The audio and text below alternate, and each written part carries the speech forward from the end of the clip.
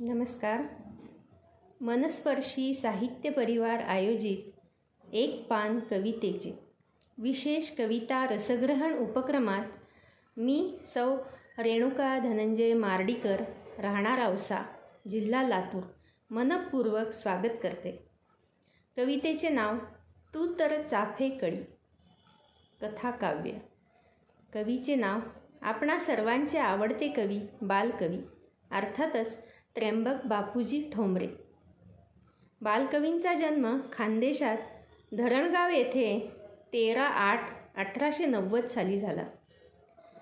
हे अमरविहंगम गगनाचा रहिवासी, त्या नीलसागराचा चतुर खलाशी, प्रिय सखा फुलांचा ओढ्यांचा सांगाती, त्यांच्यास्तव धुंडुनी ताराकण आकाशी, आणशी धरेवर अक्षर या धनराशी, असे गौरवोद्गार कुसुमाग्रजांनी ज्यांच्याबद्दल काढले ते बालकवी, तिशीच्या आत दिवंगत झालेले महान कवी बालकवी. जळगावच्या पहिल्या महाराष्ट्र काव्यसंमेलनात बालकवींनी अल्पमती मी बालक नेणे काव्यशास्त्र व्युत्पत्ती, कविवर्या हो मदीय बोबडे बोल धरा परिचित्ती, बुद्धी विरहित आहे माझे काव्य पोरके आज, त्या कवने मग होईल कैसे जनमनरंजन काज. हे काव्य म्हटल्याबरोबर टिळकांनी बालकवींना शाबासकी दिली आणि अध्यक्षस्थानी असलेल्या डॉक्टर कीर्तिकरांनी त्यावेळेस बालकवींना बालकवी ही उपाधी देऊन त्यांचा गौरव करण्यात आला. अशा या बालकवींची तू तर चाफे कळी ही कविता मी सादर करते. गर्द सभोवती रान साजणी, तू तर चाफे कळी, तू तर चाफे कळी, काय हरवले सांग शोधशी या यमुनेच्या जळी, तू तर चाफे कळी. ती वनमाला म्हणे नृपाळा, हे तर माझे घर, पाहत बसते मी तर येथे जललहरी सुंदर, हरणी माझी तिला आवडे फारच माझा गळा, मैना माझी गोड बोलते तिजला माझा लळा, घेऊनी हाती गोड तिला त्या कुरणावरती फिरे, भाऊ माझा मंजुळवाणे गाणे न कधी विरे, रात्रीचे वनदेव पाहुनी भुलतील रमणी तुला, तू वनराणी दिसेन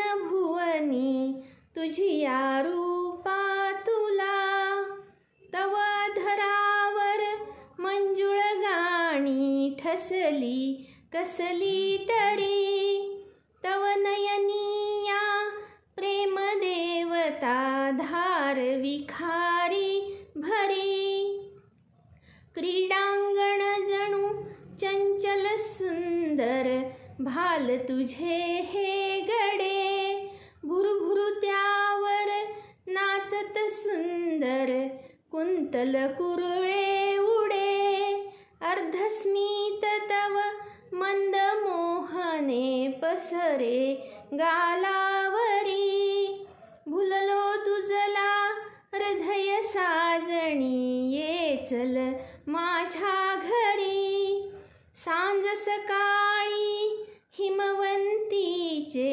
सुंदर मोती धडे, हात लाविता परिनरनाथा ते तर खाली पडे, ती वनमाला म्हणे नृपाळा सुंदर मी हो खरी.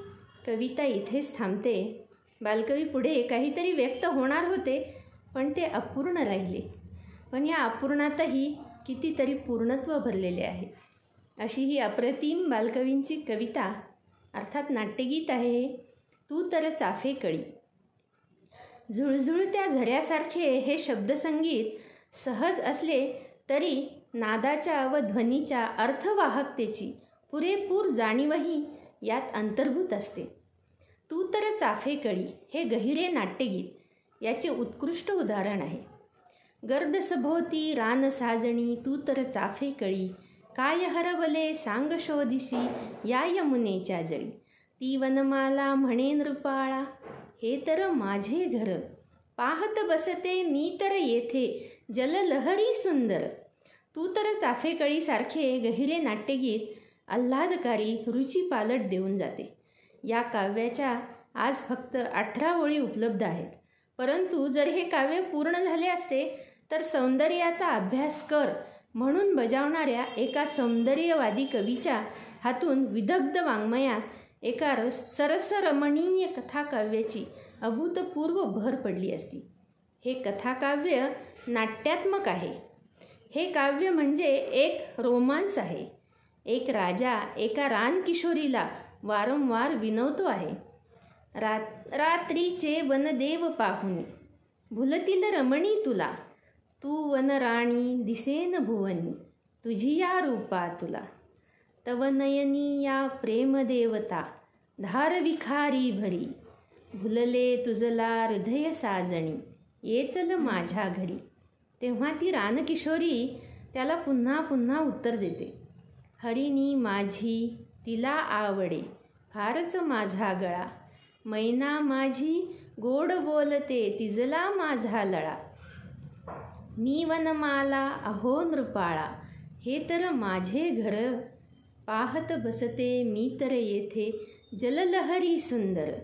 या कवितेच्या हस्तलिखितावर बालकवींनी सुकांता चंद्रानना पातली ही संशय कल्लोळाच्या पदातील ओळ चाल म्हणून दिली होती. ही कविता अपूर्ण राहावी याची रसिकाला नेहमीच टोचणी लागेल. तो कल्पनेने ती पूर्ण करू पाहिल, पण कल्पनाही पांगळी पडावी अशी काहीतरी जादू या थोड्या ओळीत आहे. तू तर चाफेकळी कवितेचे नावच कसे सुकुमार आणि नाट्यपूर्ण आहे. कुतूहल जागे करणारे बालकवींचे हे जवळजवळ एकमेव आणि अत्युत्कृष्ट नाट्यगीत. ह्या नाट्यगीताच्या अपुरेपणातही जे सौंदर्य आहे ते वाऱ्यावरून आलेल्या मधुर लकेरीचे आहे, ढगा आडून डोकावणाऱ्या चंद्रकोरीचे आहे. बालकवींचे हे नाट्यगीत जसे नितांत मधुर आहे तसेच ते नितांत सुंदरही आहे, कारण त्यातली प्रत्येक शब्दाला स्वतःचे माधुर्य आहे आणि स्वतःचे लावण्यही आहे. मोत्याच्या टपोऱ्या माळेतील प्रत्येक वेचक पाणीदार मोत्यासारखा एक एक शब्द यात कसा अचूक पडला आहे आणि त्या एकेका शब्दाचे माधुर्य एकवटून या कवितेची वेडावून टाकणारी लय निर्माण झाली आहे, नाही का? तू तर चाफेकळीमधील प्रत्येक शब्द हेच एक चित्र आहे आणि किती देखणे चित्रमयता आणि नादमाधुर्य या वापरून वापरून शिळ्या झालेल्या शब्दाचा मूळ अर्थ येथे पुन्हा सजीव झाल्यासारखा वाटावा अशा स्वरूपात हे दोन्ही गुणविशेष या कवितेच्या अनुपम नादलयीतून व चित्रमयतेतून साकार झालेले आहेत. लाडिक आर्जव व नाट्यमयता तर येथे शिगेच पोचलेली दिसते. ती वनमाला म्हणे नृपाळा, हे तर माझे घर, तर हे व्याकरणातील साधे अव्यय आहे. इतके लढीवाळ होऊ शकते असे या कवितेतील त्याचे रूप पाहण्यापूर्वी आणि त्याचा नाद ऐकण्यापूर्वी कोणाला वाटले असते का? वनमालेने गर्द रानात नदीकाठीच असावे एवढा मोहक अर्थ या तरमध्ये सामावला आहे.